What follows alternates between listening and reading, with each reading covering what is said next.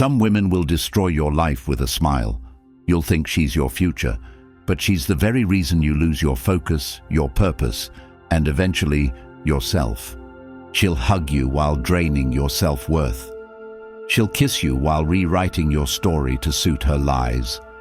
You won't see it coming until it's too late. You think you're building a future. She's gathering resources. You think you're falling in love. She's studying your weaknesses. You think she's special. She sees you as replaceable, and when she's done with you, she won't just walk away. She'll leave you confused, doubting yourself, and calling it love. So if you've ever been confused, lost your ambition, or felt empty in a relationship, comment never again. This video will save your future. Number 1. Makes everything about her. She makes every single thing about herself in ways that are so subtle at first. You don't even notice what's happening. You just think she's expressive. You think she's passionate. Maybe you even admire how much she talks about her life, her struggles, her goals, her feelings. But it starts creeping in slowly, like a fog you don't see until you're already breathing it in daily. And by the time you realize what's happening, you've disappeared from your own life. You're barely there in your own mind. And it's always her thoughts, her needs, her complaints that come first, because she turns every conversation into a monologue about what she's going through. And every story you try to share is met with a bigger story about what happened to her. And at first you think she's just trying to relate, but you start noticing that when you talk about your progress, she gets distant or suddenly tired. When you talk about your struggles, she finds a way to center her own pain again. And the worst part is when you confront her about it, she either plays confused or acts offended, saying things like, "Why are you making me feel bad for expressing myself?" And suddenly, you're the one apologizing for wanting a moment to breathe in your own life. And now you're minimizing your wins, your losses, your growth, just so she can stay comfortable being the center of the emotional stage. And here's the brutal truth. If you're not the lead in your own life, you're not living, you're surviving someone else's movie where you only get screen time if it serves their plot. And the longer you stay in it, the more you lose track of your own journey. Your direction fades, your goals become blurred, and it's not because you're weak. It's because you're being emotionally consumed by someone who has no room for another person in their world, unless they orbit them perfectly and silently. And this doesn't mean you become cold or detached. It means you wake up to the realization that your time, your mental space, your emotional bandwidth are sacred. They are limited resources that should never be drained by someone who cannot hold space for your existence. So what do you do now? You start by becoming present to how often you suppress your opinions, how often you edit your feelings before you speak, how many days go by where your voice doesn't even get used for you, and then you start shifting the balance by reclaiming space. Small moments at first, like setting a clear end to a conversation or refusing to be emotionally hijacked every time she's uncomfortable. And when she protests, because she will, because emotional monopolists don't like losing control, you remain firm, not aggressive, not loud, just unmoved, because you understand that protecting your identity isn't selfish, it's survival. And you don't need validation for wanting to be seen, for wanting to be valued as more than just a backdrop to someone else's never-ending emotional broadcast. And you will be tested here. Your patience, your boundaries, your sense of self will be questioned, especially by those who benefited from your silence. But you stay grounded in this one truth.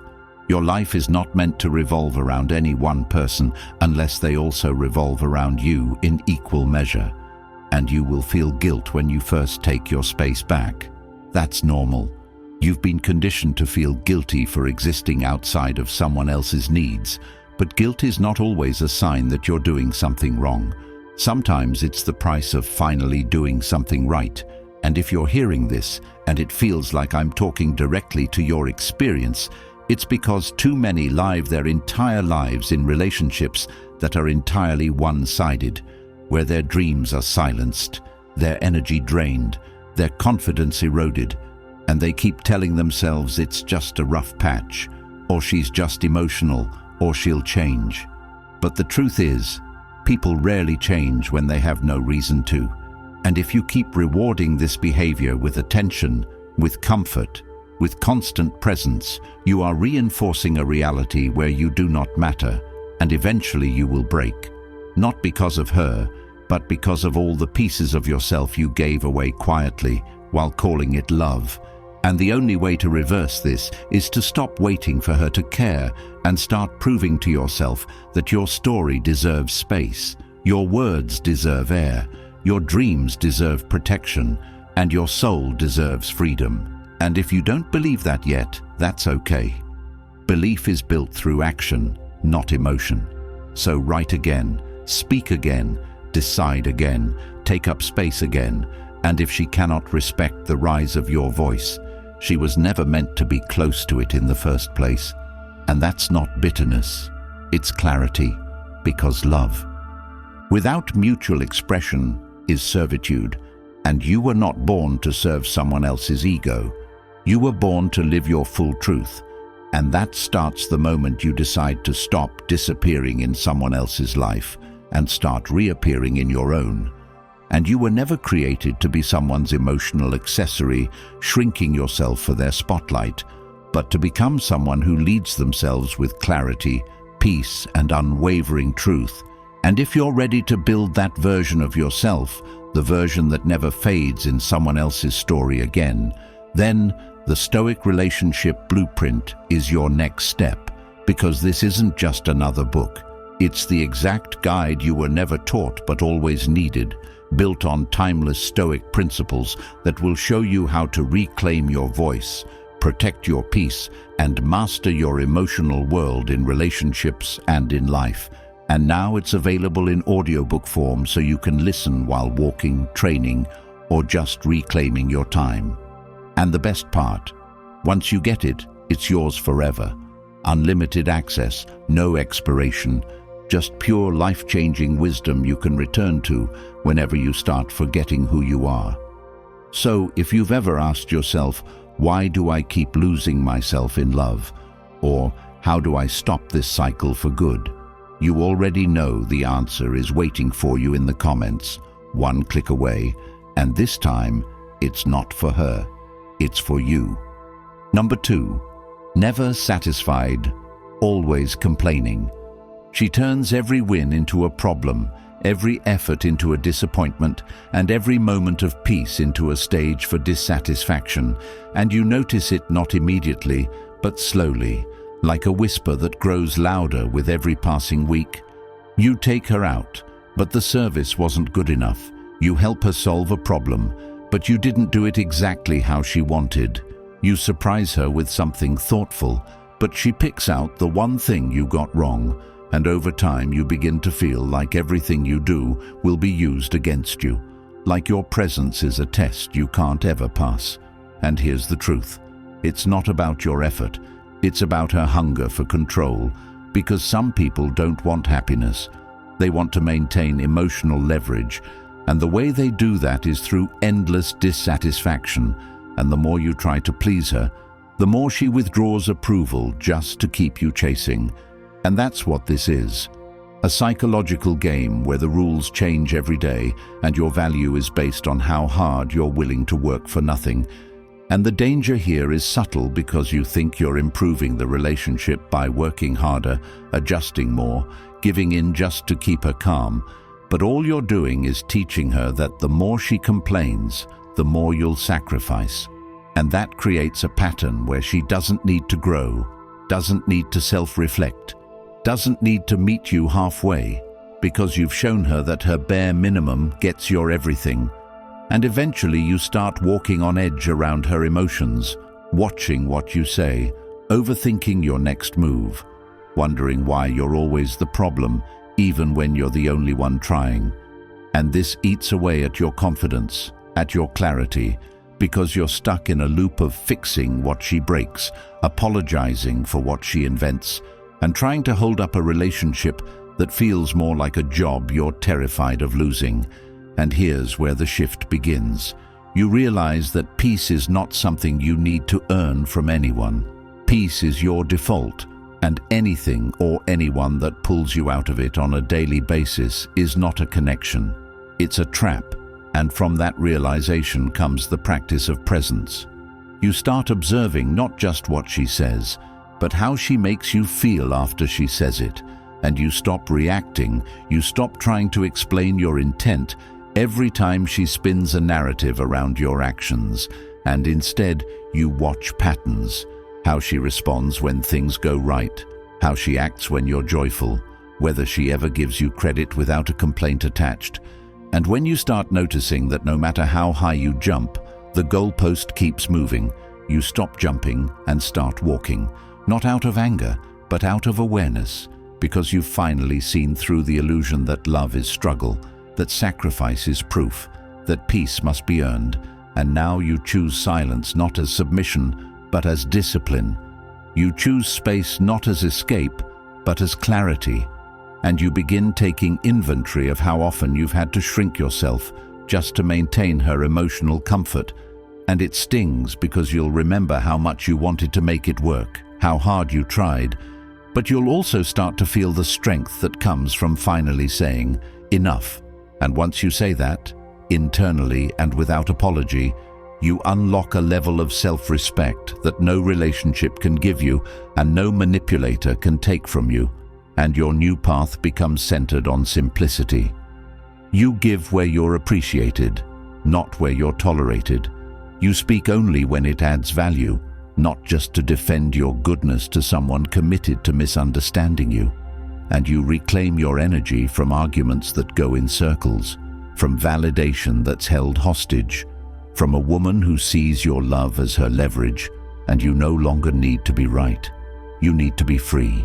And freedom looks like knowing your efforts are not meant for bottomless pits, that your compassion is not a currency to buy someone's mood, that your kindness should never be weaponized against you. And as you practice this detachment, you start rebuilding a life where your worth is not up for debate every time someone wakes up in a mood, and you create standards.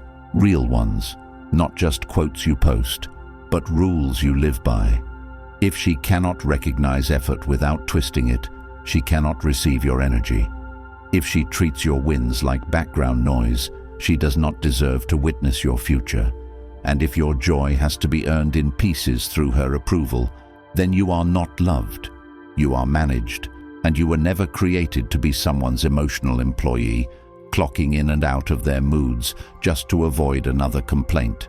So now you walk away. Not because you hate her, but because you finally love yourself enough to.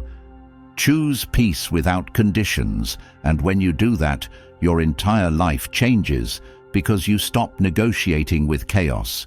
You stop buying your place in someone's life, and you start standing so firm in your worth that the only women who enter your world from this point forward are the ones who see your value and treat your effort not as expected, but as a gift. Number 3, obsessed with status and money. She doesn't see you. She sees the lifestyle you offer, the access, the influence, the surface-level value that she can show off. And the way she attaches herself to your achievements feels flattering at first, because it looks like admiration. It looks like she's impressed by your drive, your accomplishments, your discipline. But as time passes, you start to notice that she's not proud of who you are. She's proud of what you have, and the moment that status is at risk, she pulls away, becomes cold, suddenly emotionally distant, and the praise turns into pressure, the attention into expectation, because for her, love was never about connection, it was about transaction. And in this setup, you're not a partner, you're a provider, and your value is conditional, temporary, based entirely on your ability to maintain the image that attracted her in the first place. And here's where most don't realize they're being used, because it's not always aggressive or obvious. Sometimes it's soft, subtle, wrapped in compliments and support. But it's fake support designed to secure her comfort, and you realize it when the applause stops the moment you fail, when she becomes passive-aggressive when you have a setback, when she distances herself when you're emotionally vulnerable or financially challenged, and instead of helping you rebuild, she quietly withdraws. Or worse, she criticizes you for not being the version of yourself that she benefits from the most. And this isn't just cold, it's calculated, and it's painful because you begin to question whether the love was ever real, whether she ever actually cared. And the truth is that some people don't fall in love with you. They fall in love with your results. And the moment those results slow down, their loyalty disappears. And now you're stuck trying to perform, trying to maintain appearances, pushing yourself not out of purpose, but out of fear that if you slow down, she'll leave. And that's a prison disguised as a partnership. And the most dangerous part of it is that it feels normal when you're in it. Because in a world that celebrates image, that equates success with worth, it's easy to mistake ambition for affection, admiration for love. But here's how you find the truth. You take away the extras, strip down the lifestyle, the luxuries, the access, and see what's left. Take her into silence, into stillness, into ordinary places, and observe how she behaves when there's no spotlight to stand in, no crowd to impress, no envy to spark in others. And what you'll find in those moments will tell you everything you need to know, because if her warmth disappears when the cameras turn off, if her interest fades when you're not achieving, then understand you're dealing with someone who was never invested in the real you, and the solution isn't to convince her to stay. It's to detach from the idea that someone who loved your success but not your struggle is worth keeping, and you begin practicing the art of quiet ambition, building not to impress, but to align with your values, and letting people reveal their intentions, not through what they say in your high moments, but how they behave in your lowest. And you no longer explain yourself to those who only listen when they benefit. You no longer overextend trying to maintain a lifestyle that keeps her around, because you realize that if peace costs money, if connection needs validation, it's not love, it's dependency. And you weren't born to be someone's upgrade package. You weren't put here to serve as a stepping stone in someone else's climb. You are meant to be fully seen, fully heard, even when life isn't glamorous, even when success is slow. And the moment you release the need to impress her is the moment you reclaim your power. And when you do that, you start building a life that attracts people who love you in simplicity, who stay even when there's nothing to gain, who listen when you have nothing to offer but presence. And that's where real power lives, not in what you own, but in who stands beside you when the lights go out. And from that point forward, you stop auditioning for conditional affection and start living with the confidence that your value is rooted not in your results, but in your essence. Number 4. Always playing the victim.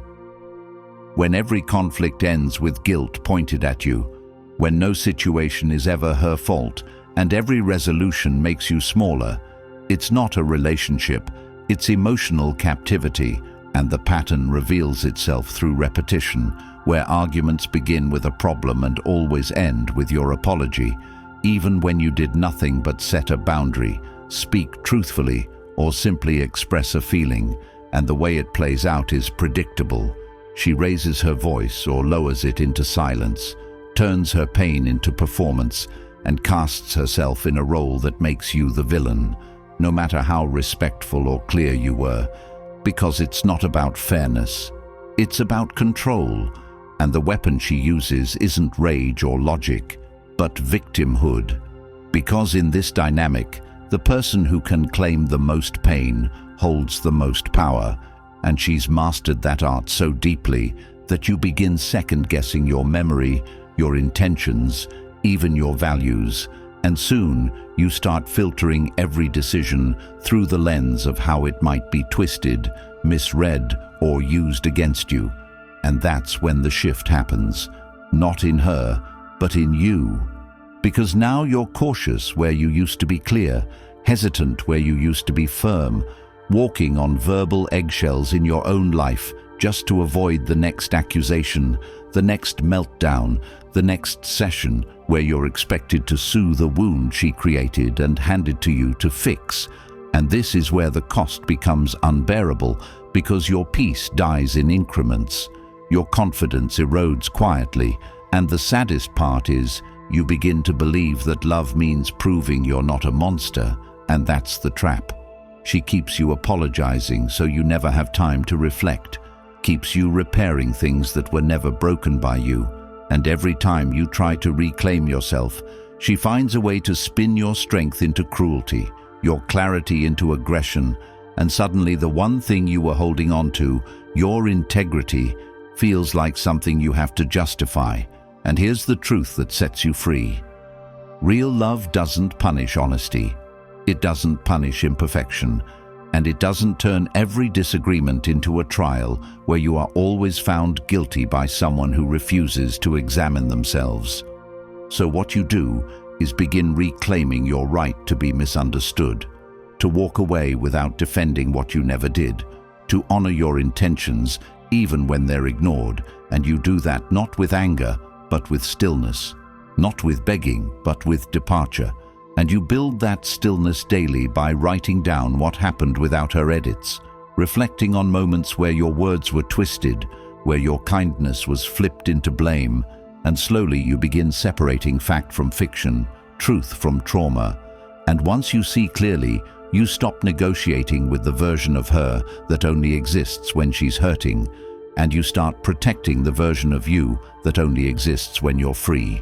And you realize that anyone who always needs to be the victim is someone who cannot carry the weight of real connection, because connection requires accountability, requires vulnerability that's not weaponized but honored. And until that exists, no amount of explaining, softening, or proving will ever change the cycle. And the healing begins when you stop making room for people who survive by shrinking you, because emotional parasites don't leave when they're full. They leave when there's nothing left to take, and that's not a statement of bitterness. It's a recognition that you are not a healer for someone who refuses to recognize the damage they cause, and you are not a refuge for someone who turns every honest conversation into a spotlight on their pain just to avoid responsibility. So from this point on, your peace becomes non-negotiable, your truth becomes untouchable, and your exit becomes necessary, not because you're weak, but because you're finally strong enough to stop playing a role in a script you didn't write. And as you walk, you'll feel guilt, of course, because that's what manipulation leaves behind. But guilt isn't proof of wrongdoing. Sometimes it's residue from survival, and your job now is to clear that residue, to rebuild a life where your love doesn't come with disclaimers, where your voice doesn't come with fear, and where your future is not shaped by how well you can absorb blame, but by how bravely you can reclaim your power. And that's what this is now. A reclamation, not of control, but of clarity, not of dominance, but of direction. And you walk it quietly, not to punish her, but to rescue yourself, because no one else will do it for you, and no apology you give will ever satisfy someone who's addicted to feeling wronged. So now you give yourself the permission she never would, the permission to breathe without permission, to live without. Walking on eggshells, to love without constantly proving you're not a threat. And that is how you begin again, not as someone trying to be understood by the one who never listens, but as someone who no longer needs to be understood by anyone who benefits from your confusion. Number 5. Thinks she's smarter than you. Every conversation becomes a competition, every correction a subtle dig, and your ideas are met not with curiosity, but condescension, until you begin questioning your own mind, and what starts as seemingly playful disagreement turns into a pattern where everything you say is either corrected, challenged, or minimized, and over time you lose the rhythm of confidence. You hesitate before speaking. Not because you lack clarity, but because you're bracing for yet another interruption, another unnecessary debate disguised as dialogue. And this isn't intelligence. It's dominance through erosion, where her goal isn't to understand but to outshine. And it sounds like casual sarcasm at first. Little jokes about how you got it wrong, how she already knew that, how you're so cute when you try to explain things. But behind the tone is a pattern of disrespect, one where every interaction leaves you feeling slightly smaller than before, and the reality is that you're not in a relationship. You're in a psychological chess match where every move you make is critiqued instead of supported, where her intellect isn't used to build with you, but to rank above you. And this creates a dynamic where your voice slowly retreats. Your thoughts stay in your head, and your vision becomes something you pursue in silence.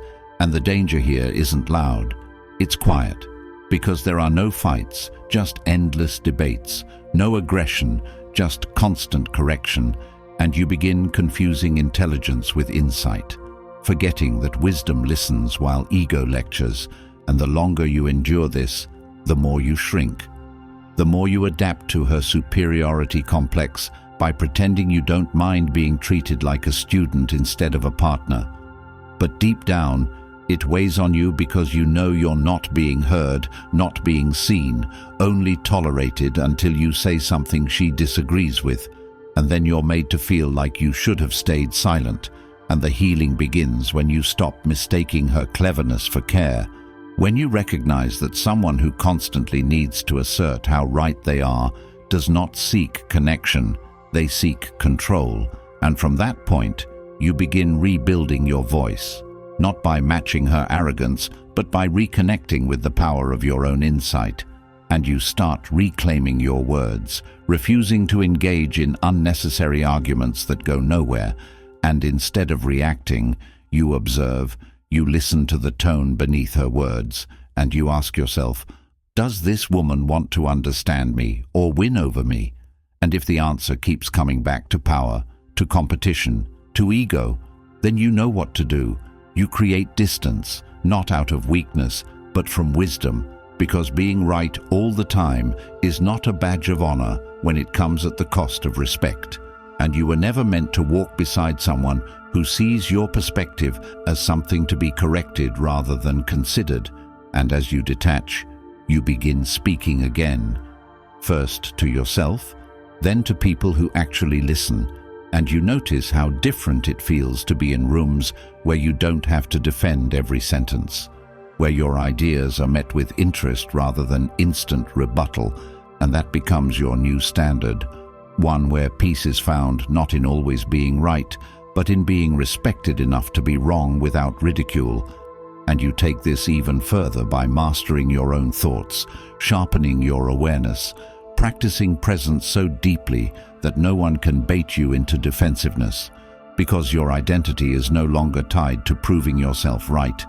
It's anchored in expressing truth calmly and walking away from those who can't handle it unless it matches their script. And the day you stop debating your worth with someone who feels bigger by making you feel smaller is the day you unlock the clarity to choose relationships that honor intellect without using it as a weapon, because a mind that needs to prove itself constantly is a mind that hasn't yet found peace, and you are done being the canvas for someone else's emotional projection. So now you set the new rule. Any relationship that requires you to dilute your voice, soften your vision, or question your intuition in order to keep the peace is not worth preserving. And if she cannot meet you with equal respect, if she cannot sit in disagreement without diminishing you, then she is not your partner, she is your competitor. And no man thrives in the presence of silent psychological combat, where love is replaced with lectures, where support is conditional on submission, and where value is measured by how much you agree instead of how deeply you connect. And so now you let go, not just of her, but of the need to be understood by someone who only listens to correct, and you walk into the next season of your life with one goal: to be heard fully, without fear, without interruption, and with the understanding that intelligence is never loud, it's humble, and love doesn't talk over you, it walks beside you. Number 6, has no respect. Disrespect doesn't always arrive as screaming or chaos. Sometimes it comes in eye rolls, sarcasm, ignoring your boundaries, or speaking to you like your voice holds no weight, and you start to feel it not all at once, but piece by piece, in those small moments when you speak and her response is a sigh, when you try to share a thought and she checks her phone, when you plan something thoughtful and she tears it down with one look or a dismissive tone. And over time, the pattern becomes impossible to ignore because your dignity is dying slowly in a space where you are tolerated but not valued, present but not respected. And what makes it worse is how the world sees her. Charming, composed, maybe even sweet in public, but behind closed doors, you are invisible unless you're being useful, and any attempt to assert yourself is met with condescension, like your boundaries are optional, like your needs are a nuisance, and this becomes your normal if you let it. This low-grade erosion of self, where you stop speaking up not because you don't care, but because you're tired of defending your right to be heard. And the truth is that no relationship survives the absence of respect, because love cannot grow in a space where you're emotionally stepped over every time you try to stand up for yourself, and you begin to notice how quiet you've become, how unsure your tone has gotten, how much you hesitate before expressing even the most basic truth. And that's not connection, that's emotional submission. And the deeper truth is that people don't just lose their voice, they give it away, one ignored comment at a time. And now you're waking up to the reality that the longer you stay, the more pieces of yourself you trade in just to keep the peace. But peace built on disrespect is not peace. It's a cage wrapped in polite behavior. And what you must understand is that respect is not something you demand loudly. It's something you model and then protect relentlessly.